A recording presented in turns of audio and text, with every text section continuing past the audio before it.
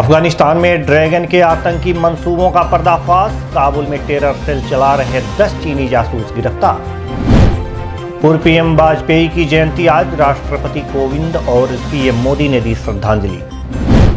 9 करोड़ किसानों के खाते में 18,000 करोड़ रुपए। पीएम मोदी आज भेजेंगे पीएम किसान सम्मान निधि योजना की अगली किस्त। नमस्कार, IVR भारत देख रहे हैं आप। मैं हूं देवेंद्र कुशवाहा। रुख करते हैं खबरों की तरफ। पाकिस्तान की तरह ही उसका सदाबहार दोस्त चीन दुनिया भर में आतंक फैलाने की फिराक में जुट गया है, जिसकी पुष्टि अफगानिस्तान में गिरफ्तार हुए उसके जासूस से हो गई है। अफगानिस्तान में एक ऐसे चीनी जासूसों के एक नेटवर्क का भंडाफोड़ हुआ है जिससे ड्रैगन को पूरी दुनिया में शर्मसार कर दिया। अफगानिस्तान ने राजधानी काबुल में एक 10 सदस्यीय चीनी मॉड्यूल का भंडाफोड़ किया जो एक आतंकी सेल का संचालन कर रहा था। यह जानकारी राजनयिकों और सुरक्षा अधिकारियों ने दी। काबुल और नई दिल्ली में इस मामले से परिचित लोगों ने कहा कि यह मामला बीजिंग के लिए एक बड़ी शर्मिंदगी के रूप में सामने आया है, जो अब इस मामले को छिपाने के लिए अशरफ गनी सरकार को मनाने की कोशिश कर रहा है। अफगानिस्तान ने 10 चीनी नागरिकों को पकड़ा है जो काबुल में आतंकी सेल चला रहे थे और जासूसी कर रहे थे। अफगानिस्तान के राष्ट्रीय सुरक्षा निदेशालय ने जासूसी के आरोप और आतंकी सेल चलाने के आरोप में हाल ही में हिरासत में लिए गए 10 चीनी नागरिकों को चीन की जासूस एजेंसी राज्य सुरक्षा मंत्रालय से जुड़ा माना जा रहा है। NDS ने 10 दिसंबर को यह कार्रवाई शुरू की थी।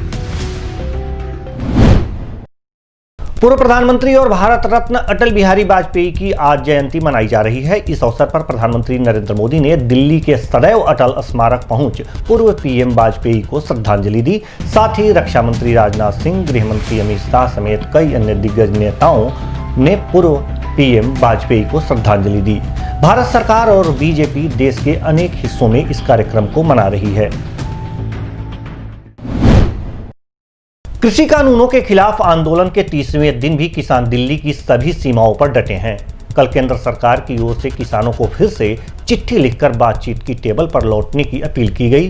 सरकार की चिट्ठी में यह कहा गया कि वो सभी मुद्दों पर खुले मन से बातचीत के लिए तैयार है। साथ ही MSP के बारे में लिखित आश्वासन देने के लिए भी तैयार है। बुधवार को किसानों ने आवश्यक वस्तु अधिनियम में संशोधन की बात भी उठाई थी। इस पर सरकार की ओर से कहा गया कि नई मांग रखना तर्कसंगत नहीं है, फिर भी इस पर चर्चा की जा सकती है। कृषि कानून के खिलाफ आंदोलन का आज 30वां दिन है। सरकार के नए प्रस्ताव पर क्या जवाब देना है, इसे लेकर संयुक्त किसान मोर्चा की आज बैठक 2 बजे होगी। केंद्र सरकार की चिट्ठी पर औपचारिक रूप से जवाब देने को लेकर इस बैठक में चर्चा होगी। किसानों और सरकार के साथ सुलह के कवायद को लेकर पिछले 5 दिनों में सरकार की यह दूसरी चिट्ठी है। इससे पहले 20 दिसंबर को केंद्र सरकार ने किसान संगठनों से वार्ता करने के लिए पत्र भेजा था। किसान संगठन समिति की प्रेस कॉन्फ्रेंस आज 3 बजे होगी। पीएम नरेंद्र मोदी आज दोपहर 12 बजे किसानों के खाते में पीएम किसान सम्मान निधि योजना की अगली किस्त भेजेंगे।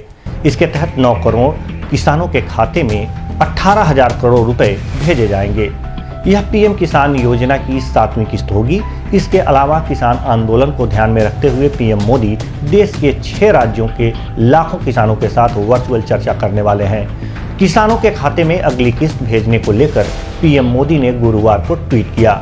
ट्वीट में लिखा कि कल का दिन देश के अन्नदाताओं के लिए बेहद अहम है। दोपहर 12 बजे वीडियो कॉन्फ्रेंसिंग के जरिए 9 करोड़ से अधिक किसान परिवारों को पीएम किसान की अगली किस्त जारी करने का सौभाग्य मिलेगा। इस अवसर पर कई राज्यों के किसान भाई बहनों के साथ बातचीत भी करूंगा। आज सुबह दिल्ली में एक बार फिर भूकंप के झटके महसूस किए गए। हालांकि भूकंप के झटके कम तीव्रता के थे। दिल्ली के नागलोई इलाके में सुबह 5:02 पर भूकंप के झटके महसूस किए। रिक्टर स्केल पर भूकंप की तीव्रता 2.3 मापी गई। राजधानी दिल्ली में यह एक हफ्ते के भीतर दूसरा मौका है जब धरती हिली है। इससे पहले 17 दिसंबर को भी भूकंप के झटके दिल्ली NCR में महसूस किए गए। उस समय रिक्टर स्केल पर भूकंप की तीव्रता 4.2 थी। हालांकि अच्छी बात यह रही कि इस दौरान भी जान माल को किसी तरह का कोई नुकसान नहीं हुआ। पश्चिम बंगाल में अगले साल होने वाले विधानसभा चुनाव के लिए अभी से रैलियों और बयानबाजियों का सिलसिला शुरू हो चुका है। तृणमूल कांग्रेस छोड़कर हाल ही में बीजेपी में शामिल हुए पूर्व मंत्री शुभेंदु अधिकारी ने कहा है कि उन्होंने बीजेपी में शामिल होकर बिल्कुल सही किया और जनता ने इसे मंजूर किया है। शुभेंदु अधिकारी ने अपने गढ़काठी में विशाल रोड शो करते हुए घोषणा की कि वह 8 जनवरी को नंदीग्राम में एक रैली को संबोधित करेंगे। इससे एक दिन पहले मुख्यमंत्री ममता बनर्जी का भी ऐसा ही कार्यक्रम है। उन्होंने कहा कि रोड शो दर्शाता है कि मैंने सही फैसला लिया है और इसे जनता की मंजूरी मिली है। मुजफ्फरनगर दंगों को लेकर उत्तर प्रदेश सरकार ने अहम फैसला लिया है। सरकारी वकील ने कोर्ट में अर्जी देकर बीजेपी विधायकों सुरेश राणा, संगीत सोम और कपिल देव अग्रवाल के खिलाफ केस वापस लेने की अपील की है। यूपी सरकार के इस फैसले ने यूपी के सियासी पारे को बढ़ा दिया है। अब बहुजन समाज पार्टी पर दर्ज मुकदमा वापस लेने की मांग की है। बीएसपी अध्यक्ष मायावती ने ट्वीट करके कहा है कि यूपी में बीजेपी के लोगों के ऊपर राजनैतिक द्वेष की भावना से दर्ज मुकदमे वापस होने के साथ ही सभी विपक्षी पार्टियों के लोगों पर भी ऐसे दर्ज मुकदमे भी जरूर वापस होने चाहिए। बीएसपी की यही मांग है। उत्तर प्रदेश के जनपद मुरादाबाद के थाना सदर कोतवाली क्षेत्र के जेल रोड स्थित डाक खाने के पास से मोबाइल चुराकर भाग रहे युवक को पकड़कर मोबाइल बरामद किया गया और उसके साथ जमकर मारपीट की गई। कोई भी पुलिस कर्मचारी मौके पर नहीं पहुंचा, जिसके कारण काफी देर तक हंगामा चलता रहा। किसी तरह से आसपास के लोगों ने मारपीट कर रहे युवकों को चेतावनी देकर वहां से भगा दिया, तो वहीं स्वामी ने मोबाइल चोरी कर भाग रहे युवक के खिलाफ कोई शिकायत नहीं दी। फिलहाल इस बुलेटिन में इतना ही। मुझे दीजिए इजाजत। नमस्कार।